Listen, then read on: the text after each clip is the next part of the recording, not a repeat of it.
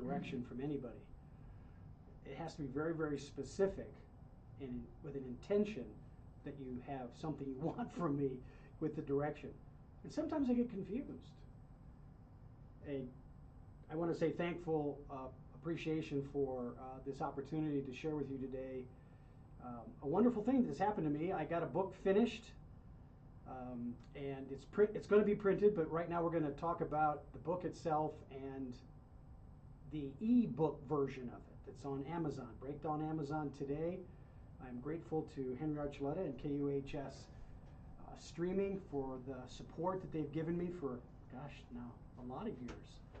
So I'm looking forward to hearing all those biting questions that Henry's going to ask me about the book, which is called Coach Me Up, The Desire for Excellence.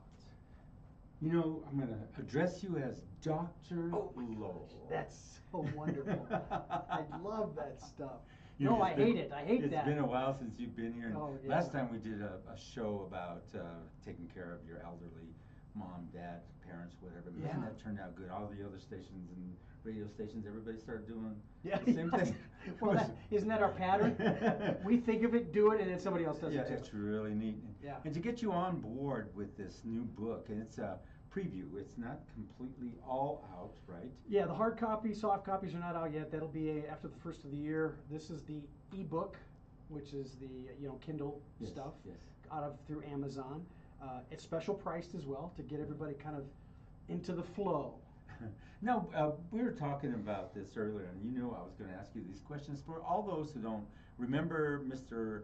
Lowell Whiteman, Dr. Lowell, we're going to go over who he is, what he does, and how he got into all this kind of profession that he's into, and why this book came out. Let's start from how you started in your educational background into the sports arena and all the different things that you've done, because you've brought some really serious stuff here, broadcasting out of New York, Atlanta, all over. Oh yeah, you went to the combine. Yeah, you've done all kinds of about that stuff. Yeah, in the combine, I said, "Oh, geez, what is this?" Yeah, that's really true. In a word, in a big umbrella approach first, and then we'll narrow it down. In a word, it's performance. I'm all about human performance and examining it, asking questions about it, and studying it to a very finite level, to some people's aggravation. They don't need all the detail. Just give it to me, Coach. Just tell me what it's all about. But you go by Coach Whiteman because of this. Yeah, Coach, and people start calling me Doc as well, but it really just matters to me that you're getting the message. So the book was a byproduct of all these years of studying human performance, as well as my own performance, because I was a college athlete, played basketball and baseball in college at the University of Iowa, graduated with an undergraduate degree in accounting and finance, thinking that's what I had to do, Henry. You go to college, you get a degree, and you get a job. And then you get married, and you have kids, and then you die. I know, and pay the mortgage. Well, that's all in between, all that stuff. But I think the world has changed to a certain degree that all people, young and old, are looking for opportunities to constantly pursue what they love. Now, not everybody's as successful as they'd like to be in that regard, but I felt a book about what it means to coach yourself into the place you want to be. So one of the messages I have in the book is the best coach you'll ever have is yourself. And what you're saying here is like you want him to be the golden nugget with this book. Yeah. And you want him to perform. Once this book is about this stuff, right? And so it's Coach Me Up is a book that's been launched by Dr. Lowell, and he always talked about it. You always said you wanted to do this, and you finally got it done. Yeah, COVID got in the middle of it, but we've pursued through that and really built a platform of understanding that has helped me improve my message, be more precise in talking about strategies that address not so much what I want you to do as a coach, but understanding in the role of a coach how important it is to get out of you what you want for you. And then I can provide exercises, drills, processes, resources that will help you achieve the things that you desire. So it's kind of an inside-out approach to coaching. And the integral part of you, too, is also, and I've mentioned this to other people, what he also does is keep you from getting yourself into social media problems. Keep yourself from going into these bars and ruining your career. Keeping Yeah. your mouth focused, even on microphones. You talked about this being in front of the media, and you say the wrong thing, because I've heard a lot of guys say the wrong thing, and they get. Well, they get strapped into, and you've heard this, Henry, when you've either talked to people or you hear them speak on mic with the talent that comes here, is they get into sound bites, they get Right. into phraseology. It's even more apparent with professional athletes and entertainers because they're on such a tight time schedule. Their handlers, if you will, want to give them these phrases and words that are quick and precise.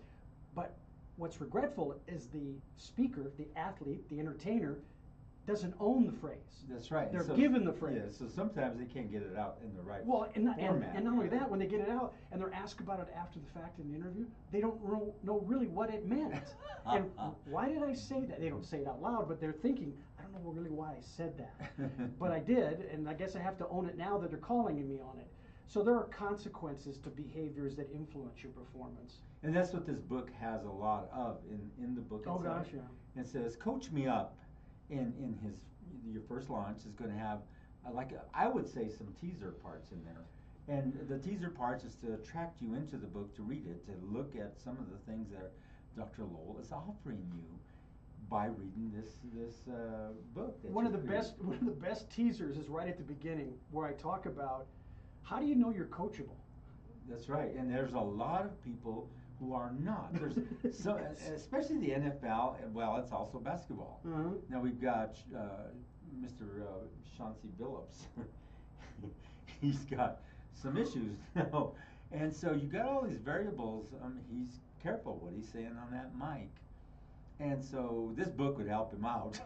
Well, maybe. And you know better than most, Henry, because of the years I spent here on Mike doing my show with you at KUHS streaming, that I know enough people, and I know that there are things they're exposed to that I would love to have the opportunity to talk to them, but it doesn't always happen. Chauncey would be one of those. That's what I was saying. I bet you that in his, I'm not sure they're going to get him for this or what, but how do you get yourself in that kind of a situation? Well, it goes back to what we said a minute ago about what you say you don't own. So he's been on mic and he's talked about stuff, and he well, not now, but he was a head coach at the pro level, and he has a reputation. He has Right. an image. All right, so that creates questions. Your image creates questions that people ask you. If you're not sharp about what your plan is and that it matches your desires, you're going to say things that you might think is going to generate some interest in somebody that can pay you some money, that can get you into a position of an environment that's going to help you. Now look, I like cards. I like to play a game of poker here and there, but usually it's with matches or pretzels, or it's not with the Pennies? it's not with the financial power that he's been playing with. Now, I don't have an answer to the question you ask about, how is he going to come out of this? Mhm. But there's other players in the mix, and now that's to his advantage. Right. Now, that's also part of my book. When you're looking at, am I coachable? You've got to look at who's around me that's created the foundation of behavior for me to get where I'm at. And Chauncey is still an example. He had great teachers, great coaches. Big time. Oh yeah. Yeah. And then he delivered in Mhm. key moments which represented who he was at his roots. Regretfully, in this circumstance, current day, more than likely, who he is at his roots didn't get cultivated Right. and brought out. So he's facing the situation he's facing. And as you were doing a lot of your shows here at KUHS, there was things, and even myself, because I'm on this mic, and if you're a public figure or whatever, there's always things that I slip up. I said, why did I say that? Yeah. Am I uncoachable? Well, and that's a really good question, because in the book I talk about filtering through that answer to the question, is the player I'm recruiting coachable? Now, they've got stats, they've got numbers, they've got a physical stature that I can measure. I can measure how high you jump and how much you bench press. I can look at your historical performance on the court or on the field. Is that representative of who you are, so I know you're coachable? Not necessarily. And the one that struck me the most is when you say get in front of that mic, because that does show who you are in a personality mode, Mm-hmm. as opposed to just being that athlete. You're standing there with your stature and stuff, but once you start speaking, that one slip of the tongue, one slip of the wrong word in your dialogue, and you reach out and you get the word that you think should be there, and it comes out completely wrong. And you're touching on something that I emphasize in the book about the five senses. So we've Right. got five different places that we receive information from. You know, we see it, we smell it, we taste it, we hear it, we touch it. Five different places. So when you're in front of a microphone and you're spewing whatever is coming to mind, hopefully it's you genuinely or somebody that gave you the phrases, maybe cue cards, that you're speaking from, you're using all five senses to generate tone, posture, sound of the voice, the loudness of it, eye expressions, and all that kind of stuff. If you're not considering those things, all five of them, and how they connect, you might be subject to some slip-ups. And that's true. Okay, so now improving, and some of these athletes will improv if they don't have good handlers or people who have coached them into certain things. If you're good at improv, you're good at improv, and you'll say something that people carry on, and they'll repeat what you just said. Yeah, absolutely. You know, it's like even the name, your name, Bo Nix. Now, Bo, or don't nix him, and they come up with all these phrases, you know, so there's all these variables that you can create when you go up in that mic. But I know your book is going to be great, and Thanks. and showing some of these individuals by reading it, Yeah. just that first part of it is going to let them know right away, hey, where's the rest of this book? Well, and what's interesting as the book progresses, I take it through an anthology of you're the player who has and needs a coach. You have parents who are talking to you about what, how, and when to get a coach. Well, as you grow and mature and you get your talent starts exposing itself, your mom and dad kind of go to the side, and you start getting all these people really attracted to you. The determination about coachability has already been done, but now you have other influences that might affect the success of that coachability, like money. Money comes into play, scholarships at the college level, pros getting their signing bonuses, and all the different performance components that they have. For example, I had an athlete that he's now a coach himself, because that's what happens. They eventually become a coach themselves, and through the lessons they learned as a player, they determined, you know what, I've got to be aware of the capability of an athlete actually going to a car dealership and sponsoring and promoting that car dealership. That's right. When they don't want to. And then also, now let me ask you this question in the book. Is there parts in there that you would even say, your vocabulary, words, carry, you know, a lot? Oh gosh, yeah. And so do you even, in the book, are you going to write in there's certain things in your vocabulary you shouldn't use, you shouldn't, keep it simple, keep it. Well, and that goes into the play of the conversation I have in the book about community. There's the power of community, there's the culture of your team that creates the community. So there's a community around just the team itself. Right. There's a community around the team that is the campus or the franchise or literally the community that you live in. So we talk about that particular point about how and what you say. For example, we've got kids that will come from various parts of the country to Colorado to play a sport. Well, they've never been to Colorado before and lived here, so food is different, temperature is different. Everything's different. Yeah, and they're adjusting. So how they communicate that is not necessarily in the same streets they came from. And a good example of this is, I would say, Coach Prime. He changed this. Yeah. You know, he came to Colorado, CU. I would say it was way different than they were accustomed to. Yeah. And he brought this whole, I would say, this whole new feel to it. Everybody wearing chains, talking different, even like you said, even getting up on that mic and knowing what to say and when to say it. Sometimes he would say things that, oh, whoa, why did you say that? Yeah. But I'm not sure if it was to bring attention to the. Well, it was comfort level for the players, because Correct. that's who really ultimately delivers the results on the field of yeah. play. Now, the consequences you're talking about, like seeing his eldest son, who's now a professional football player, driving down the streets of Boulder in his Mercedes, which most of the kids, well, a great percentage of the kids couldn't afford even the seat covers, let alone the car itself. The seat covers. Yeah, and he would, I was literally there when this happened. Yeah. He pauses at a stoplight, there's a few cars in front of him, and he's got the windows down, he's blaring the music, and there's eateries around, so there's lots of people around. and he's got bling bling all over the place, yeah. and he's doing this. He's showing his watch, and I'm going, that's communication, nonverbal. That's what I was saying. There's all these variables Yeah. that change the effect of the CU team. You know, Well, and he's feeling the pressure of it now. That behavior came with him when he went to the pros at Cleveland. and the pros, and when they went to the, when they were, selecting everybody, all of a sudden he wasn't being selected. Mm-hmm. And there is a reason for that. Mm-hmm. Big reason for that. And some of it can be rooted in the communication style he had, the Yes. methods of sharing information, and just. And your book can address a lot of it this. does.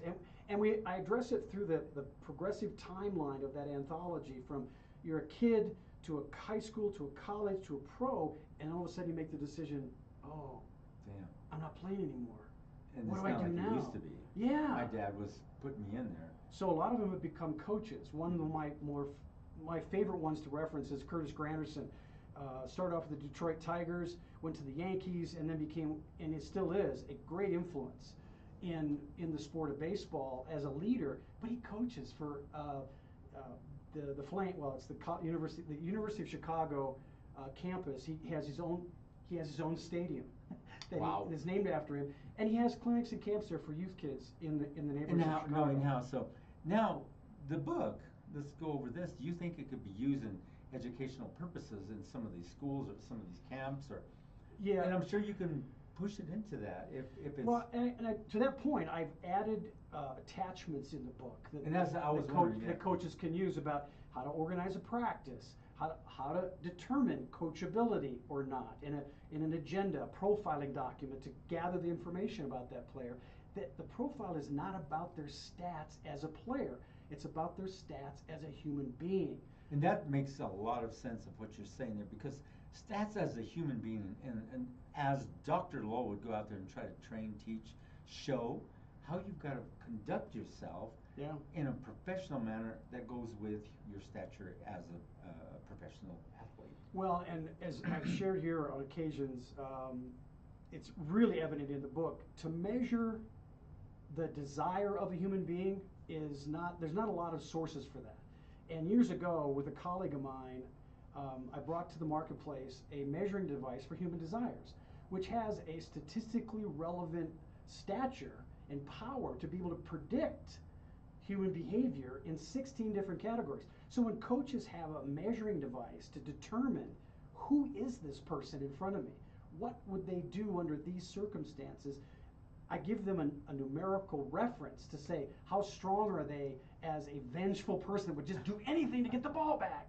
Well, they're really, really high. Well, maybe I don't want them out there at this time because I don't need the penalties to go along with that vengeful behavior. But I want somebody with a little bit more compassion. Now they've got numbers to determine that kind of stuff and practice to those numbers. So I've had the experience of doing that, and I share those experiences with the teams and individuals using those measurements to determine those capabilities. And that's really nice. So Coach Me Up is even the front side of the cover looks so good. And it's right here behind me. On both sides, you can see what it looks like. Desire for excellence. So how did you put that little area there?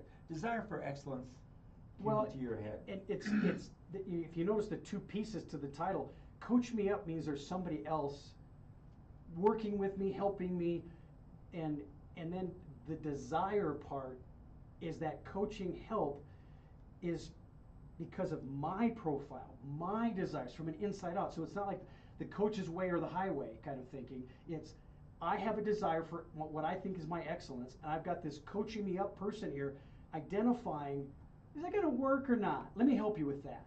And if you're coachable, you're going to receive that information and build that profile. Now, we talked before when you were doing your show, and I would see you sometimes. You'd tell me, this guy's just so hard-headed. Yeah. And you would have a tough time because, like you said, coach me up. Sometimes some people are just not quite coachable. You can get them partially there, halfway there, and some just will not go there. They're just so ingrained in how they were brought up, and they're doing their thing now, and they just will not conform to taking some advice. You mean arrogant? Perfect word. Well, and that's one of the examples in the book. That's what I was asking you about, the words. You use your vocabulary to describe some of these issues that some of these athletes have, and a lot of them get that way. Yeah, and some of them, regretfully, some of the athletes college and pro level particularly, are coached into that arrogant position because that's the way they can feel comfortable bringing all of themselves out by being that pushy with the air, because the coach has created that behavior. Right. The coach has behaved in a way, maybe they're loud or maybe they're just emphatic. You know, if you don't do it my way, you're not going to get to play. Well, I want to play. So I have to do it that way? Yeah, so now when a play is called, I give you an example in the book, a play is called and it's for somebody else to take the shot. Yeah. But the player who's the arrogant player, who believes in themselves, and I want to keep that belief, I don't want to get rid of it, they take the shot. Thankfully, they may make it. You know, ever had those situations where you go, oh, good shot. I didn't want you to take that, but oh, good shot. Yeah. But there's the underlying behavior that's going to affect the team's effectiveness down the road. So coachability begins with the individual, but eventually expands to the influence to others. And just like you say, there's been a couple that have gone to prison for shooting people. Oh gosh. It could come from their getting hit so much in the head or something. You can't really understand it. But arrogance is one word that strikes a lot of these athletes. They just get like that. They think, you know, I made the touchdown, I did this, I did that, and they go out and they've got all this money and they go to nightclubs and they start acting crazy. And you wonder what kind of coaching, like you have Coach Me Up, what kind of coaching taught that?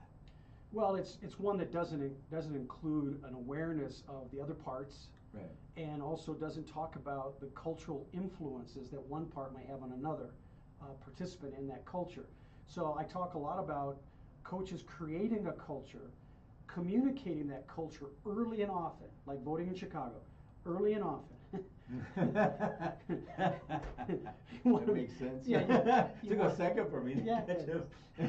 You want to make sure that the coaches are building a culture that not only that they share, but they believe in themselves, so that when you discover there's some arrogance, there's some selfishness in players that are taking advantage, that's going to eat at the foundation of the team. But if you lead with the cultural expectations that you have for every single player, you get every single player from their particular set of desires supporting that culture. Now, every player's got a different set of desires. I'm not the same as you, you're not the same as me. Now, we may have some places where we're going to join together and rah-rahing the culture, but if we're all committed to recognizing the fact that we're here together for a single purpose, that's to better everybody. I'm sure you've heard the phrases from players or teammates, I got your back. Yeah. You know, the guy to my left, the person to my right, I got your back, I'm there for you. Well, to do that, the coaches need to make sure they emphasize that you need to be as good about you first before you can help anybody else. That's right. And that's a self-awareness. It's not a selfishness. Or they call it the weakest player. If you're not being strong, you're the weakest player. And, and they're taking care of you. Yeah, exactly. They got your back. And what happens because of that, Henry, is that player who thinks that they're just not good enough, they're not contributing where they should, but you're still on the team. You're still in the culture. So you have something to offer. So it's the player who's coming to help you realizes, I'm going to pull that out of you. I see it because I'm interested in you before I'm interested in myself.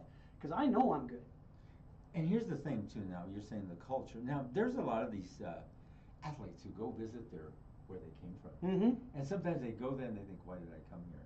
And they sometimes could even get themselves in trouble being around the culture that they came from. And they've made themselves big. They've got a big name now. They've been coached to be different. They're now a different human. They have money. And just like you said, driving around in a Mercedes and with bling bling, you go take that to a ghetto area where you came from and was raised by just your mother, you can't go back sometimes. Well, it manifests itself even earlier than their success into the pros. A lot of the players don't want to go back during it's Thanksgiving coming up. There are players that will not go home for Thanksgiving break. Some because they can't. It's just they're still playing. They have games and they're going to get ready for the postseason play. But even for Christmas holidays, when their sport is done, like with football, the sport will be done. They don't want to go back because it's just not comfortable to them anymore. So I offer coping behaviors, coping strategies. That's a good players. word. In your dialogue right now, you come out with that word coping. Because in your book, you're going to be putting a lot of this stuff, how to cope, how to get your mind, body, and soul all focused, and that's what you do. And That's that's it. this is your focus of what you do professionally, is focus on all of it. You can't just focus on being that athlete, but you got to focus on the mentality of it. Yeah. And like you say, you can't even go home because you don't quite fit. Well, and there's another a story I share in the book about what coaches need to be aware of about the fit.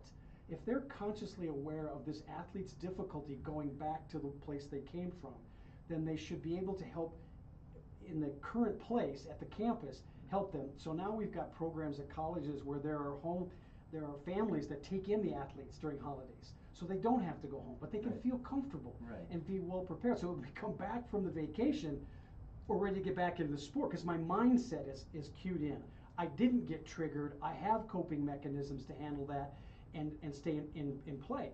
It also benefits when the coach shares with them their academic performance matching up, because too often athletes of color come into the campuses and they're predisposed as being not as competent academically. That's what I was going to say. Yeah.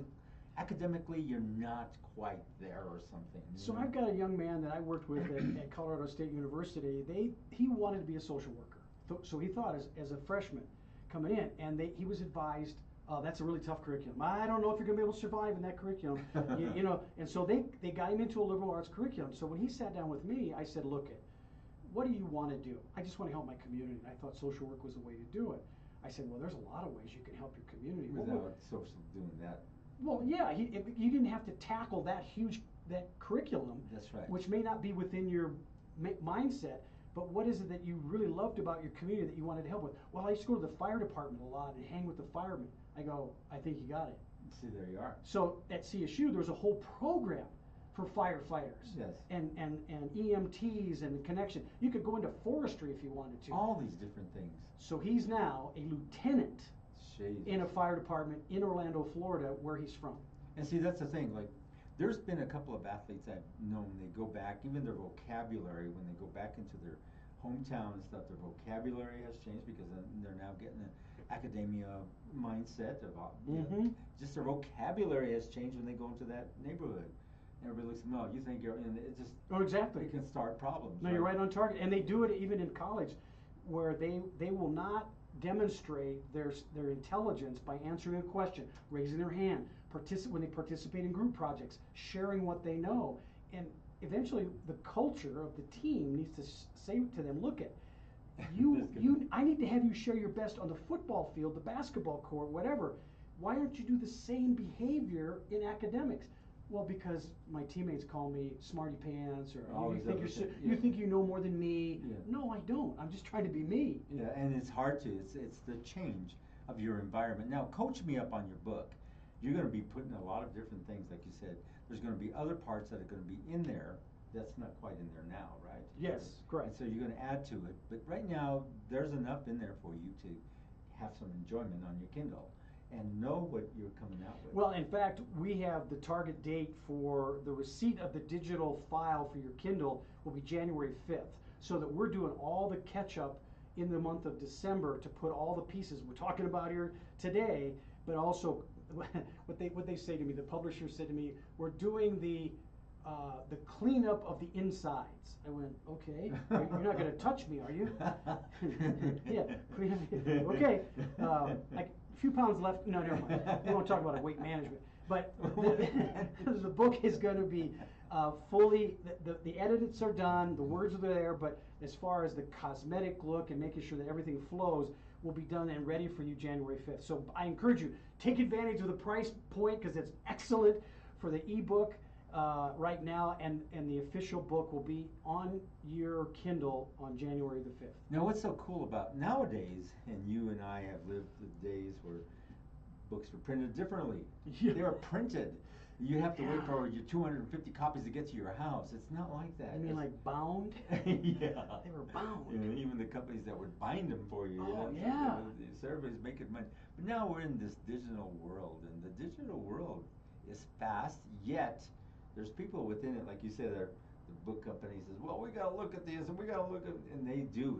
They look it over. And now everybody's using this component with AI, and they've got 11 Labs, they've got Gemini 3, they've got all these tools at your disposal that can go in there and check things out. You Yeah. know what I mean? And so that's what they're utilizing Yes, they are. to look at your all your Well, and the photographs. all the narratives. And that they're are going to look in at the there. photographs because you'll get those on Kindle as well, the Yeah. pictures, and making sure that I've given them. You're not plagiarizing, are you? No, well, interesting, because it's close to that. I had to have a legal document, if you will, that said I'm okay using those pictures. Yeah, see, that's the thing. Yeah. You know, so I have the rights to those. Even the ones I took myself, even though I own them, if I pictured somebody like a pro athlete who I coached in their college career, in fact, I had one picture where there's four people in the picture. Only one of the four I did not either coach or have as a client. And my publisher said, do you have sign off from the league and everybody that they played for? Even though I took the picture. Well, yes, I do now. You have to go get it. Well, yeah, so you're going to see some really great stuff in the book with the pictures, and it's all legit. And see, It's that's all the thing. there. That's what everybody goes after now is, you have to have, even here, it's so interesting. We'll have the artist sitting right next to us. They bring their music in, Mm-hmm. and we'll get dinged, and they'll kind of bleep it out. You're using the artist's music without the permission.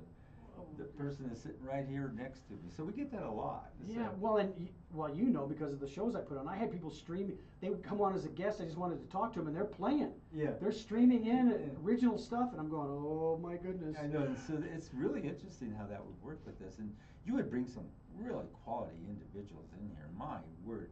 And then there was one guy. He was he MMA? Yeah. Oh yeah. Yeah. Josh, Josh, yes. Yeah. And he was doing real good. He was Mr. Huggy Bear.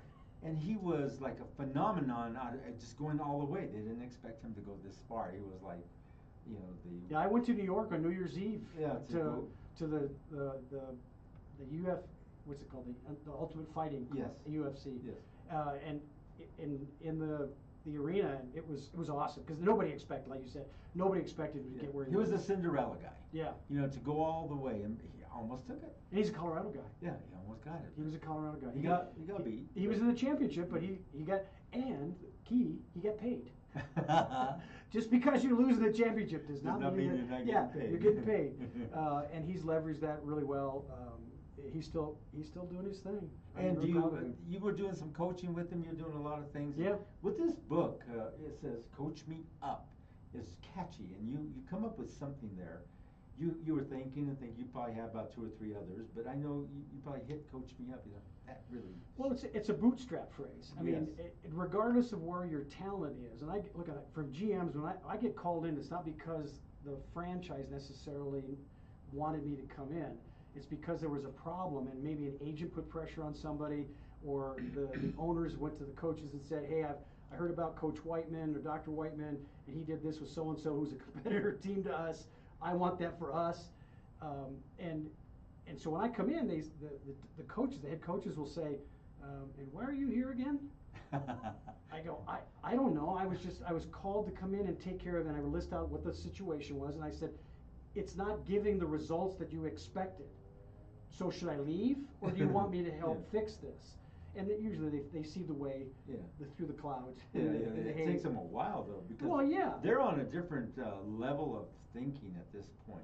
Especially these head coaches. If you ever watch the head coach, they walk around like, "I'm the BBMFIC." Yeah, the ego thing kicks in. Yeah. And so I know because you're there, and you're there for training, you're there for help, and you're there for a purpose. And I've seen some of your work, and it's really cool. And I've seen you come in like, God. Well, I've got pretty thick skin these days, 'cause I've been told no a A lot. lot. I know, that's the thing. It's we all have. It's like, why? Yeah. Because. Well, yeah. Well, when you offer up the counter to the no, that this is what I'm going to bring you, and are you still telling me you don't want that success? You don't want that coach me up, level Yes. up, bootstrap you up? Because apparently prior to this, that individual was a quality contributor to your success. And they don't realize that that's what you're doing to come in there. Well, especially in the NFL, I think it's also apparent in the NBA to a lesser degree, but the phrase "next man up," and coaches have that phrase in their head. Yeah, and I'll just bring the next man up. Yeah, see, that's the thing. You've got, and I've always wondered about that. Don't think that like you said, next man up is sometimes not there. Next man up is worse, even though he's the better guy or something, or. Well, you bring up an interesting point. So you have a depth of 3 in the pros, 1, 2, and 3. So the number 1 guy, okay, let's say he gets hurt. Number 2 guy comes in, but you didn't spend as much time as a coach preparing that person culturally and skill-wise, talent-wise, to be prepared for that outcome. Because, it's not going to happen. And it does. Yeah, exactly. The quarterback position is big on that. So when the next man up is number 2, and you didn't do what you needed to do culturally and skill-wise, you're inheriting exactly what you prepared for. You have nobody to blame but yourself. That's right, as a coach. Yeah, because the kid's got the skill. You didn't give him the environment and attitude to let it come out in these circumstances. And that's what this book kind of says right there. Coach me up. And to you and I, being coaches and knowing what to do and what to say, and you have a whole team here. Some people would say, hey, that's my second stringer. Some guys say, my special teams. So if you call somebody second stringer, they feel second string. Oh, yeah. Yeah. And that's exactly what you're saying here. And some of these individuals, if you don't coach them up, and like you said, if they're not prepared for that situation in a timely manner, it could ruin the whole game. Well, interestingly enough, there are players who, despite the lack of coaching, were their own best coach. And they'll go prepare themselves. Yes. And you've got 2 examples in the NFL. Aaron Rodgers is one. Ooh, big time. Flacco is the other one. Mm-hmm. And then you have, in the NBA, for example, you have Steph Curry. Oh, yeah, big time. I mean, and his coach is a friend of mine, so it's just interesting to have that dynamic. So as a head coach who would already give Steph those components to be ready to come out of it, and for Steph, it was coming out of injuries. It wasn't like he was diminished down to a second stringer point guard. He was helped through injury. Coach would do that anyway. Right. And then so you've got a player like Steph who's just he's all jazzed about, get me out there, coach, get me out there, coach, help me. That's the quintessential greatest example on a team, is to have that kind of dynamic. That's right. And you talk about dynamics. Now, some of these teams, like the Broncos is a perfect example. No, that's a good one. Yeah. Now, everybody, for some reason, and I don't get it, look at Bo Nix as if, he's barely hanging. He's beaten some of the best freaking teams. He beat the 2 Super Bowl teams. I mean, come on. Mm-hmm. Oh, but he barely did. But he did it. Well, the thing they keep bringing up, to your point, is we wait until the end to get going. Oh, God. We've had maybe 2 games where it was 4 quarters, all 3 levels of the play were it was the Cowboys. They just beat the hell out of them. Exactly. That's the best, most recent example. But lately, the last game that we played, we won with a field goal. Okay, well, that happens. Yeah. Now, I know Bo, but I don't know Bo. I know the team and elements of the team, especially at the coaching level. He's still a young guy. That's right. He They has a lot were of things. expecting all these things, but to me, that offense looks great. I mean, they're beating they're beating him up on top of it. They're all going for him and beating the hell out of him. And anybody who complains through the media about what they see on the playing field for the Broncos is not looking at the elements of the players On the whole team. exactly, and how they connect. I mean, this is, if you've They're noticed, all young. well, if you know the pocket, Mm-hmm. and you see the pockets form, he's got, in some cases, up to 5 seconds of coverage in the pocket. Now, is the defense playing pretty good? Probably. They cut our guys off, but there's so much room for coaching the running a pattern. Bo being a little bit quieter with his feet, he gets really excited. Well, I would be too, because I don't want to be hit by the tackles. Yeah, I really don't want to get hit like that. So using his feet, there's a lot of just patience in playing the game, but the kid is a stud. Yeah, that's what I was saying. He's just. And to coach somebody like him I feel it would be easy. When Coach Me Up, a book like that, he would read that and he would understand every bit of it. Yeah, and that goes back to my point about when coaches ask me, why are you here? What are you here for? I said, well, do you think that the best of your best could be better? Because that's why I'm here. Yeah. I mean, and a lot of them don't, and like what you do, like we were talking about your personality, the way you conduct yourself, the way you carry yourself. And like I was saying, they can go into some of these bars and, they're having a few drinks and everybody's getting rowdy and mean, and they just tend to get into it because that's their mentality. Yeah, well, back in the Super Bowl year for the Broncos, I was a little bit closer with the team at that time. There were guys that I would actually say, you need to go to one of those bars. Yeah. Because you're the person who needs to get that out of your system. And be done with it. it. Yeah, clear it, get it out. Do it on a Wednesday. Yeah. At 6 o'clock in the evening when don't everybody's finishing their don't wait happy till hour. Sunday or Saturday. Do it on a Wednesday and get it out of your system. But that would require knowing the player. Right. Coach understands and measures the potential for coachability and exercises. And you found, there's been several that you found that, man, they're uncoachable. Yeah. And you found that they make it so far and then they just they hurt themselves by not actually having a coach like you, having other coaches who know how to put them together mentally, physically, spiritually, everything.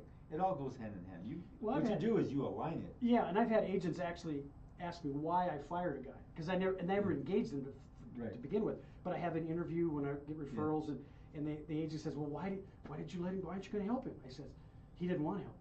This is what I'm saying. He didn't want it. Yeah, no matter what you do or say or however you come across to this individual, they just look at you like, what do I need you for? Well, yeah, and regretfully, they don't necessarily don't have success, but the success they have is quickly spent and gone away when they leave the sport, and that's a shame because now they're struggling to just be a positive influence in the world, in the community, and so I get now. I'm aging myself. Now I'm getting players who are retired, and it's a whole different set of coaching skills that they are learning about. Some are making decisions about being a coach because they're being asked to come back. And there's one of the broadcasters who used to be he was the quarterback for the Dallas Cowboys, is thinking about becoming a coach. And now how you're saying this, some of them go into broadcasting. A lot of them are getting part of this company that sends them out as, I would say influencers or people who have been in the sport. Here they are, so and so is here, and being a part of the the event or whatever. They bring them in, and so and so is here, and it's John Elway or whatever. They do these kind of appearances, and there's all these other variables that you can do. You can even create things like little food drives or whatever. Yeah. And they go on and do. Well, you had a wonderful one recently. They had a great food drive. That was incredible. And to the point you're making, I have to give props to one of my contacts and players, retired Bronco, Ryan Harris, Super Bowl 50 offensive lineman and Pro Bowler. He he wrote the foreword for the book. So you'll see on the cover, foreword written by Ryan Harris, Super Bowl 50 winner. And that's nice. Like that's what I was saying. The stuff that you put into this book, you were thinking it out, and because we talked a long time ago. Yeah. And you've been through a lot of situations yourself, and with your personal life, everything. Yeah. I've watched that. I think, geez, how's he taking that? But we know each other. We know that we survive. We know how to move on.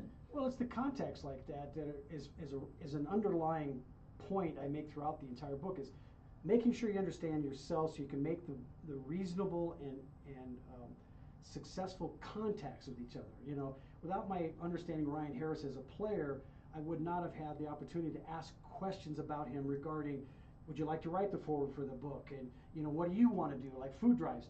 The guys that are really successful get into that stuff. Yeah, you keep your contacts, and you can reach out to so many people. And they always say yes to you. The tech, Henry. I mean, you're one of the premier examples for me in social media about the connects. And we've been doing this forever. Yeah, now it's changed again. Well, I was at a seminar the other day, and the connections are going to be so more relevant and not just global. They'll be universal. That's right. We're going into space, for crying out loud. I mean, what happens when you have satellites you use, Henry? That's right. So that you can have a quick, instantaneous feed back and forth, right? And here's the other thing. We have a show here called Space Force. Yeah. Yeah. And we did that because there is so much going on. And right now, with what we get to do here, like you said, utilizing the satellites to stream the world, something that was totally unheard of. And now with this message we're bringing you about the book, is now being broadcast all over the planet. You know, we've got, you know, a lot of people listening to us right now. But interesting, it's Singapore, Yeah. but it's the time. Yeah. It's our time that we're on. Yeah. And so when you get up here on a different time frame, you'll see the variables. So like Tanzania, China, Chile, Turkey, Mozambique, Japan, India, Canada, United States, and then Singapore. But Singapore and the Orient and all them, they're flourishing with technology right now. They're growing. Everything's getting different in a respect to where books and digital books, digital money, digital everything is going around quickly. And so this book can be downloaded on Amazon behind us. Yep. Under Coach Me Up. Coach Me Up. Dr. Lowell Whiteman, Yep. or Lowell Whiteman. You can go to my website to get the connection as well, and do your pre-order at coachmeup.net is the website, which will get you right into the Amazon link as well, or you can just surf Amazon if you want. That's totally up to you. But there's the pre-sale price is $1.29 for the book. And you can't beat that with a stick. Well, and the download will come to you on January 5th. That's when, so all the pre-orders will get honored January 5th, because we'll have cleaned it up through the month of December, making sure everything, all the eyes. That stood with you. Yeah. See, that's the. Don't touch me. That's the title. Yeah. Remember, I said certain phrases will get you, and that's what I was telling you. Like athletes and all these will say certain phrases, and it like goes out there. Everybody parrots that same phrase. Yeah, it sticks because don't touch me. Yeah, it references that actually something. is a good one. Yeah, we shouldn't do that all the time. Don't touch me. I'm so excited, and I'm grateful to you, Henry, and what KUHS represents in the marketplace, and what you've done for me over the years in supporting my messages. I find that, as you talked about, space is the next frontier. Somebody said that, Captain Kirk. And we're in there in a big way, and I want to make sure that my messages, wherever they stream, are received accurately and expeditiously. That last word you used, that's true to life, because right now they are making the internet and they facilitate the advent of downloads all over this planet, and it's fast. Yeah. And that's what's nice. And so this will be coming out, and so you can get it. Look how inexpensive it is. Buy yours today, and be prepared to get it and have fun reading it. Oh yeah, and you can. I'm debating, and you can help me with this by pre-orders. I'm debating on whether or not I do an audiobook, and here's why. Audiobook is powerful, don't get me wrong, but if you get the ebook, it's Kindle, and then you go to Audible, which is part of the Amazon family. Yeah. It's amazing what Amazon owns. You already have audio, so you have a subscription to Audible, and it will read the book for you. So I'm kind of wondering, why would I want to go through the time and expense of an audiobook? I could, for me, selfish reasons, because it's my voice, I'm going to read the book, but you can already get an audiobook. Right. So if you do that, you'll give me numbers to justify whether or not I go ahead and record the audiobook. And you may not have to. Like exactly. Now, there's another position on some of these platforms, and that's TikTok.